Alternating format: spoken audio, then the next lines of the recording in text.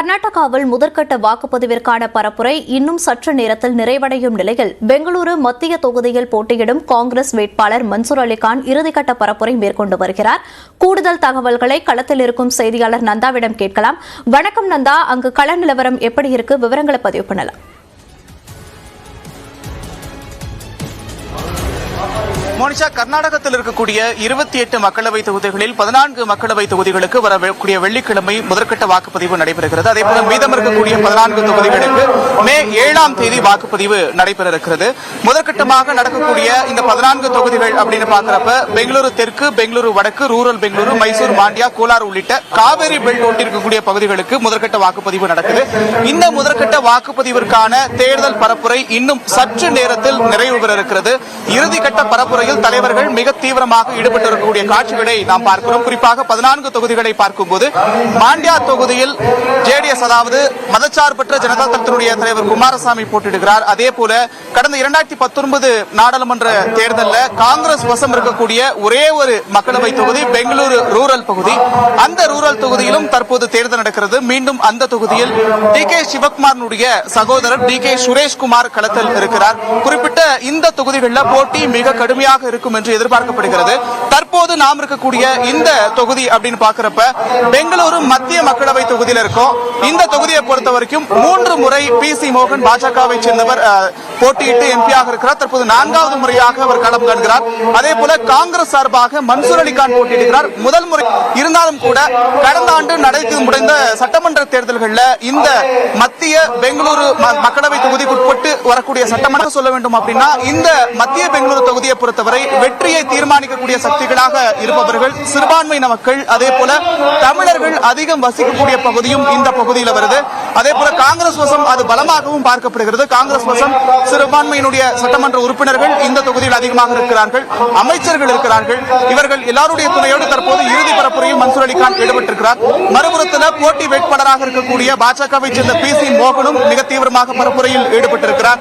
இன்னும் சற்று நேரத்தில் சரியாக ஒரு 40 நிமிடங்களில் பரப்புரை நிறைவு பெற இருக்கக்கூடிய சூழல்ல நாளை மறுநாள் வாக்குப்பதிவு செய்வதற்காக மக்களும் முழுவீச்சில் தயாராக இருக்கிறார்கள். மோனிஷா,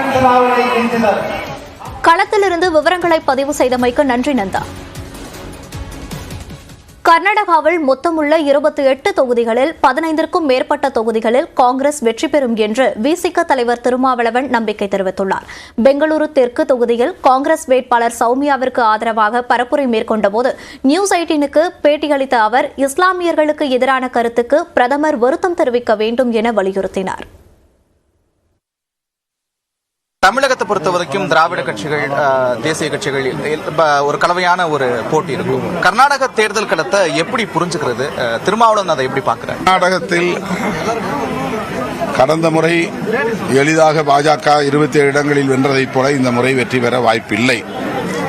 காங்கிரஸ் பாதிக்கு மேலான இடங்களில் வெற்றி பெறும் என்ற நம்பிக்கை உள்ளது. கர்நாடக மாநில அரசு, அதாவது காங்கிரஸ் தலைமையிலான அரசு, கடந்த 1.5 ஆண்டுகளில் மக்களின் நன்மதிப்பை வெகுவாக பெற்றுள்ளது. அவர்கள் சொன்ன வாக்குறுதிகளை ஒவ்வொன்றாக நிறைவேற்றி வருகிறார்கள்.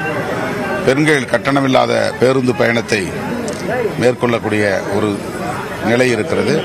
இந்த 5 வாக்குறுதிகளும் மக்களிடத்தில் நல்ல வரவேற்பை பெற்றுள்ள நிலையில், குறிப்பாக பெண்களிடத்தில் நல்ல வரவேற்பை பெற்றுள்ள நிலையில் நிச்சயமாக இந்த முறை காங்கிரஸ் 15 இடங்களுக்கு மேல் வெற்றி பெறும் என்ற நம்பிக்கை உள்ளது. அவர்களுடைய ரகசியத்தை நான் வெளிப்படையா சொல்லிட்டேன், ரகசியத்தை போட்டு உடைச்சிட்டேன். செல்வந்தர்களின் சொத்துக்கள் மீது அவர்கள் மிக தீவிரமாக திட்டம் போட்டு கொண்டிருக்கிறார்கள். ஒரு குறிப்பிட்ட சிலருக்கு அதை பகிர்ந்தளிக்க திட்டமிட்டிருக்கிறார்கள்.